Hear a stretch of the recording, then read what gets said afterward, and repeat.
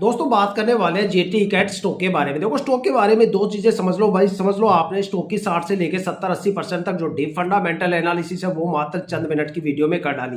देखो एक तो स्टॉक के मैं पिछले 5 साल के रिटर्न बताऊंगा और एक स्टॉक के होल्डिंग पैटर्न के बारे में। देखो किसी भी स्टॉक के पिछले 5 साल के रिटर्न अगर आप जान लेते हो तो आपको एक पैटर्न वहां पे देखने को मिलता है कि भाई ये स्टॉक शॉर्ट टर्म में ज्यादा प्रॉफिटेबल है या फिर लॉन्ग टर्म में ज्यादा प्रॉफिटेबल है।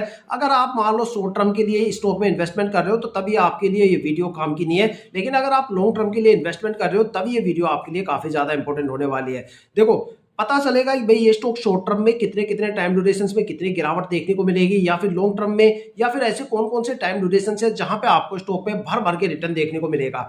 ठीक है, साथ में होल्डिंग पैटर्न। देखो ज्यादातर बंदों को तो यही नहीं पता कि भाई होल्डिंग पैटर्न क्या होता है। जिन लोगों को होल्डिंग पैटर्न का पता होता है उनको चेक करने का तरीका नहीं आता।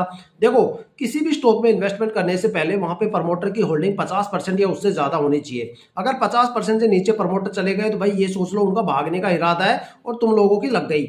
वहां पे क्या है कि या तो आने वाले टाइम में स्टॉक के जो स्ट्रेस लेवल है ना वो बढ़ जाएंगे और स्टॉक के रिटर्न गिर जाएंगे। लेकिन अगर किसी भी स्टॉक में प्रमोटर होल्डिंग मान लो 70-80-90% या इससे ज्यादा है तो भाई वो स्टॉक या तो मल्टीबैगर बनेगा या फिर वो स्टॉक भर भर के रिटर्न देगा। क्योंकि प्रमोटर और डीआईआई ऐसे पब्लिक जो सबसे ज्यादा ट्रस्टवर्दी इन्वेस्टर्स होते हैं जो कंपनी के साथ लंबे टाइम तक रुकने की कोशिश करते हैं और धीरे धीरे करके होल्डिंग को रिलीज करते हैं। लेकिन जो दो सबसे ज्यादा पैनिक इन्वेस्टर्स होते हैं ना उन पे हमेशा नजर बैठा के रखो।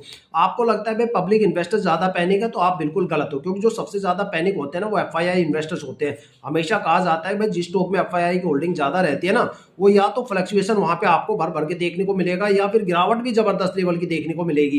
क्योंकि एफआईआई का मतलब होता है फॉरेन इंस्टीट्यूशनल इन्वेस्टर, जो पब्लिक इन्वेस्टर से 2 कदम आगे चलते हैं।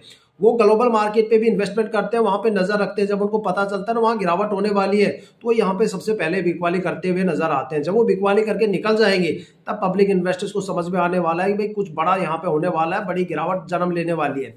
ठीक है, इसलिए हमेशा कहते हैं कि भाई प्रमोटर की होल्डिंग ज्यादा से ज्यादा देखो, डीआईआई की होल्डिंग ज्यादा से ज्यादा देखो, लेकिन एफआईआई की होल्डिंग कम से कम होनी चाहिए स्टॉक में एक अच्छा खासा रिटर्न लेने के लिए। स्टॉक के पिछले 5 साल के रिटर्न मेरे सामने है भाई। मैं आपको बता दूं कोई भी फाइनेंशियल वेबसाइट या अपनी ब्रोकरेज एप्लीकेशन पे चेक कर सकते हो। अगर स्टॉक में 7-8 महीने के लिए अगर आप होल्ड कर रहे हो या शॉर्ट टर्म के लिए होल्ड कर रहे हो तो भाई ऐसी गलती मत करना। स्टॉक से एक माइनस सा रिटर्न भी लेने के लिए आपको स्टॉक को कम से कम 1.5 या 2 साल होल्ड करना पड़ेगा, नहीं स्टॉक से आप रिटर्न भूल ही जाओ। और अगर स्टॉक के रिटर्न के बारे में बात करें तो पिछले 5 साल में स्टॉक ने 64% का रिटर्न दिया है, 4 साल में स्टॉक ने 66.5% का रिटर्न दिया है, 3 साल में स्टॉक ने 58.42% का रिटर्न दिया है, 2 साल में स्टॉक ने 9.25% के करीब रिटर्न दिया है, 1 साल में स्टॉक में 7.5% से ज्यादा गिरावट हुई, 9 महीने में 8% के करीब गिरावट, 6 महीने में 26.5% से ज्यादा गिरावट। प्रमोटर होल्डिंग 74.98 है और